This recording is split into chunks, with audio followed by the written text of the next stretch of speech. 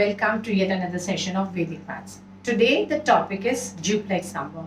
Hopefully you have all gone to the complementary video that was just previously before this, because duplex is just the opposite of complementary numbers, right? In the rule here will follow is units is the same. So if you can see, I have my units number to be same. My tens add up to 10. So when I add my 7 and 3, it's 10. But there is just a small change when you apply the sutra out here, okay? So let's look carefully over here. I make an L shape. So this is my L shape, right? I multiply, right, multiply. But whenever I come on this side, I add. So what will be the steps? The steps would be 7 into 3 plus 2 plus my units digit. So 7 3s are 21 plus 2 is 23.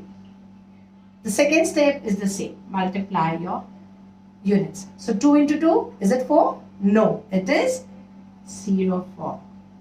As I said in the previous video of complementary, whenever you multiply and get a single digit answer, you need to make it a 2-digit answer. Okay, let's try this again. 8 2s are 16 plus 1. So that gives you 17. 1 into 1 gives you 0, 1. And this is your answer. 67 into 47. 6 4s are 24.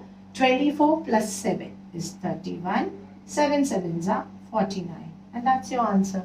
Isn't 2-digit by 2-digit very easy? Yeah, it is. Thank you for watching.